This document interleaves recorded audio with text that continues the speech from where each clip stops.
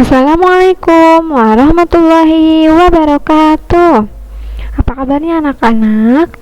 Mufidah harap kalian ada dalam keadaan sehat walafiat dan ada dalam lindungan Allah Subhanahu wa taala. Amin. Kita doakan juga teman-teman kita yang sedang dalam keadaan sakit, semoga segera Allah beri kesehatan kembali. Amin. Sebelum memulai pembelajaran hari ini, seperti biasa, ATT berdoa terlebih dahulu ya, agar Allah beri kemudahan untuk menerima pembelajaran hari ini. Sudah? Jika sudah, siapkan alat tulis dan buku tulisnya untuk mencatat hal-hal yang penting di video pembelajaran hari ini. Nah, di tema sebelumnya kita sudah belajar mengenai makhluk hidup ya. Macam-macam makhluk hidup itu ada manusia, tumbuhan, dan hewan. Nah, hari ini tujuan pembelajaran yang akan AATT capai yaitu yang pertama menyebutkan nama tumbuhan beserta manfaatnya, dan yang kedua menyebutkan macam-macam bunga puspa nasional. Sudah siap untuk pembelajaran hari ini? Sudah siap? Yuk kita mulai ya. Bismillahirrahmanirrahim. Nah, sebelumnya coba kalian lihat gambar di sini. Ini ada beberapa macam tumbuhan ya. Coba ada yang tahu ini tumbuhan apa saja? Pernahkah kalian melihat tumbuhan-tumbuhan ini? Adakah Teteh yang pernah melihat tumbuhan-tumbuhan ini? Dapatkah kalian menyebutkan nama-namanya? Ya, ini tumbuhan apa aja ya? Nah, coba di sini ini ada tumbuhan apa? Siapa yang tahu? Ya, ini padi. Kemudian ini buah-buahan. Betul, ini pasti tahu dong ya. Kalau ini pohon karet, dan yang ini pohon kapas. Pinter. Sekarang, tahukah kalian manfaat dari tumbuhan-tumbuhan tersebut? Ada yang tahu? Untuk mengetahui manfaat-manfaat tersebut, silakan disimak video pembelajaran ini ya. Nah, tumbuhan ini sangat bermanfaat bagi kehidupan manusia. Ada beberapa manfaat tumbuhan untuk kita. Nah, yang pertama ada manfaat tumbuhan sebagai sumber makanan. Kita dapat makan batang, akar, bunga, daun, biji, dan buah dari tumbuhan. Wah, banyak sekali ya bagian tumbuhan yang dapat dimakan oleh manusia. Nah, contoh yang pertama ada tadi apa ini? Tanaman padi. Padi ini kita manfaatkan sebagai sumber bahan makanan pokok. Padi diolah untuk menjadi beras. Kemudian beras ini dimasak sehingga menjadi nasi yang kita makan setiap hari ya. Selanjutnya ada apa lagi ya? Nah, ini. Selanjutnya ada buah-buahan. Ya, buah-buahan ini sering kita konsumsi ya. Ini ada berbagai macam buah, ada pisang, pepaya, semangka, kiwi, semangka, dan lain-lain. Buah-buahan ini dapat kita konsumsi karena sangat bermanfaat untuk tubuh kita ya, mengandung berbagai macam vitamin. Selanjutnya ada ini dia. Siapa yang tahu ini pohon apa? Nah, ini dia adalah pohon bayam.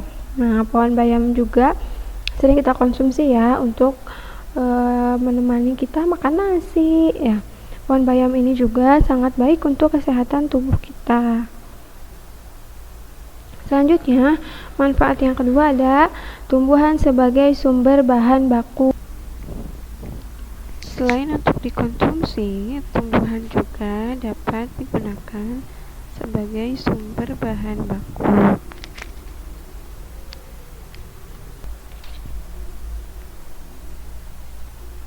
Contohnya ada bunga mawar. Nah, bunga mawar ini memiliki bau yang harum ya. Nah, karena wanginya ini, bunga mawar dijadikan sebagai bahan baku minyak wangi. Selanjutnya ada ini dia, pohon kapas. Pohon kapas ini digunakan sebagai bahan baku untuk membuat kain. Kain tersebut kemudian diolah menjadi pakaian yang kita gunakan sehari-hari. Selanjutnya ada juga ini dia, lidah buaya. Dan ada yang tahu ini tanaman apa? Ya, ini dia kumis kucing. Nah, lidah buaya dan kumis kucing ini sering digunakan manusia untuk menjadi bahan baku obat-obatan. Lidah buaya ini sering dijadikan salep ya untuk menyembuhkan luka atau juga untuk kecantikan. Kalau kumis kucing ini dapat dijadikan bahan untuk membuat obat batuk. Lanjut, manfaat selanjutnya ada tumbuhan sebagai bahan bangunan atau bahan furniture. Nah, tumbuhan apa aja ya yang dapat digunakan untuk membuat bahan bangunan dan bahan furniture? Nah, ini dia ada pohon jati, ada juga pohon mahoni. Nah, pohon ini sering digunakan manusia sebagai bahan bangunan ya untuk membuat bangunan gitu, rumah atau saung atau berbagai macam, dan juga bahan furniture seperti lemari, meja, kursi. Nah, dapat digunakan dari pohon jati atau pohon mahoni. Itu dia berbagai macam manfaat tumbuhan bagi kehidupan manusia. Setelah melihat contoh-contoh tadi, dapatkah Teteh menyebutkan tanaman lain yang memiliki manfaat yang sama dengan yang tadi sudah Bu Frida jelaskan? Nah, jawabannya bisa kalian tulis di halaman 23 di bagian ayo jawab. Nah, silahkan dibuka buku paketnya, kemudian Teteh tuliskan ya di situ. Nah, setelah menyimak materi tadi, kita sudah mengetahui ya berbagai macam nama-nama tumbuhan beserta manfaatnya untuk kehidupan manusia. Nah, kita tahu Indonesia kaya akan tanaman. Ada tanaman hias, tanaman obat, serta sayur dan buah. Karena kaya akan tanamannya, Indonesia memiliki bunga puspa nasional. Pemerintah Indonesia telah menetapkan 3 jenis bunga sebagai bunga puspa nasional. Bunga-bunga tersebut mewakili karakteristik bangsa dan negara Indonesia. Ketiga bunga nasional Indonesia tersebut adalah bunga melati sebagai puspa bangsa, bunga anggrek bulan sebagai puspa pesona, dan bunga padma raksasa sebagai puspa langka. Nah, bunga yang dipilih sebagai puspa nasional atau bunga nasional Indonesia adalah bunga melati putih. Bunga dengan nama ilmiah Jasmium sambac-Aiton ini merupakan tumbuhan Asia Selatan yang sudah sangat dikenal di Indonesia. Bahkan seringkali muncul dalam berbagai kegiatan budaya dan acara adat. Warna putih melambangkan kesucian dan keelokan budi yang sederhana namun menawan. Aromanya yang harum, lembut memberi makna lembut, nyaman, dan tenang. Sehingga bunga ini dianggap mewakili karakter bangsa Indonesia yang sederhana, penuh kesucian, dan memiliki kebaikan budi pekerti. Sedangkan bunga nasional Indonesia yang dipilih menjadi puspa pesona adalah bunga anggrek bulan yang bernama latin Phalaenopsis amabilis Bloom. Anggrek yang tumbuh menempel pada batang dan cabang pohon ini merupakan salah satu jenis anggrek yang disebut-sebut asli tanah air. Warnanya yang putih memancarkan keindahan membuatnya terpilih sebagai bunga nasional Indonesia. Bunga ini mempunyai kelopak bunga lebar memanjang berwarna putih, sangat memanjakan mata orang yang memandangnya. Bunga ini pertama kali ditemukan oleh seorang ilmuwan ahli botani berkebangsaan Belanda, Dr. Bloom. Bunga ini banyak disukai oleh para penggemarnya di seluruh dunia.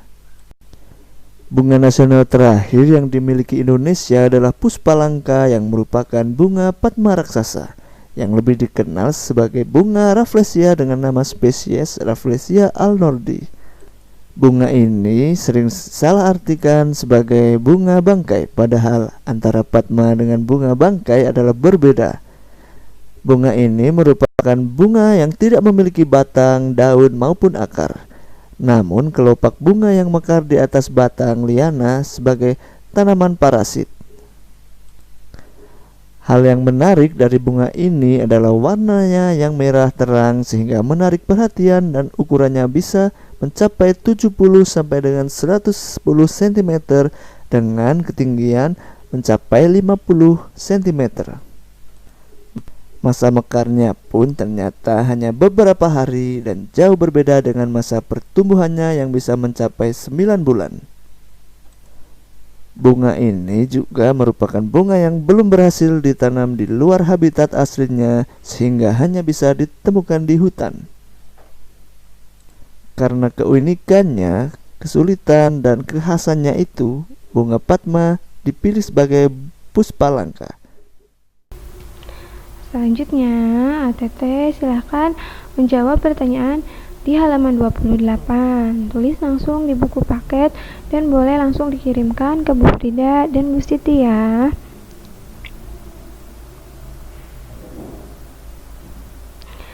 Nah, itu dia pembelajaran hari ini. Kita sudah belajar tentang nama-nama tumbuhan dan manfaatnya untuk manusia. Juga sudah mengetahui bunga puspa nasional di Indonesia. Semoga ilmu yang disampaikan hari ini dapat bermanfaat untuk ATT semua. Dan sampai berjumpa di video pembelajaran selanjutnya. Terima kasih ATT sudah menyimak video ini. Wassalamualaikum warahmatullahi wabarakatuh.